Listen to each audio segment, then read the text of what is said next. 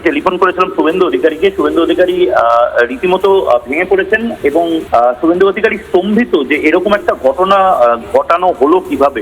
যেহেতু শুভেন্দু অধিকারী এখনো on record কিছু বলেননি, আমি এটা বলতেই পারি যে শুভেন্দু অধিকারী সন্দেহ করছেন, এটা সূত্রের খবর হিসেবেও আমরা দিতে পারি। শুভেন্দু অধিকারী সন্দেহ করছেন যে রাজনৈতিক প্রতিহিংসার জন্য এরকম ধরনের কোনো ঘটনা ঘটল কিনা। 15-20 মিনিটের মধ্যে শুভেন্দু অধিকারী মধ্যমগ্রামে পৌঁছাবেন বলে এই মুহূর্তে আমরা খবর পাচ্ছি। দক্ষিণেশ্বর যে ব্রিজ, সেই ব্রিজ ক্রস করছেন। যেন শুভেন্দু অধিকারী কাশিতে ছিলেন। আমরা সন্ধ্যেবেলা শুভেন্দু অধিকারীর কিশলয়ের অগ্নিবাণ যখন চলছিল সন্ধ্যে 6টার সময়, সেই সময় 6:40 নাগাদ সিইও দপ্তর থেকে বেরিয়ে শুভেন্দু অধিকারী একটি প্রেস কনফারেন্স করেছিলেন। আমরা সেই প্রেস কনফারেন্স লাইভও করেছিলাম এবং সেই প্রেস কনফারেন্স করার পর শুভেন্দু অধিকারী তিনি জানান যে আজকে তার কোনো আর অনুষ্ঠান নেই, তিনি পলিটিক্যাল কোনো বা পার্টির কোনো অনুষ্ঠানে থাকবেন না, তিনি কলকাতা ছেড়ে বাড়িতে চলে যাচ্ছেন, কাকির বাড়িতে চলে যাচ্ছেন।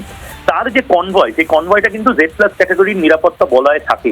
অর্থাৎ শুভেন্দু অধিকারীর ওপর এর আগেও বহুবার হামলা হয়েছে, পাথর ছোড়া হয়েছে বলে শুভেন্দু অধিকারীকে একেবারে সর্বোচ্চ স্তরের CRPF CAPF এর নিরাপত্তা দেওয়া হয়। ধরুন যদি তুমি চন্দ্রনাথ রথকে চিনতে, শুভেন্দু অধিকারী শুভেন্দুদার একটা সময়ের দীর্ঘদিনের চন্দ্রদাস শুভেন্দুদার পিএ ছিল না, শুধুমাত্র আমাদের দাদার মতো ছিল, মানে অত্যন্ত প্রিয়, একসাথে বন্ধু মতো আড্ডা মারা।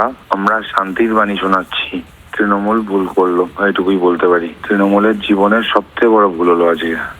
আমরা শান্তির বাণী শোনাচ্ছিলাম, যেটা করলো তৃণমূলের জীবনের সবথেকে বড় ভুল হলো আজকে। ক্ষমা নেই।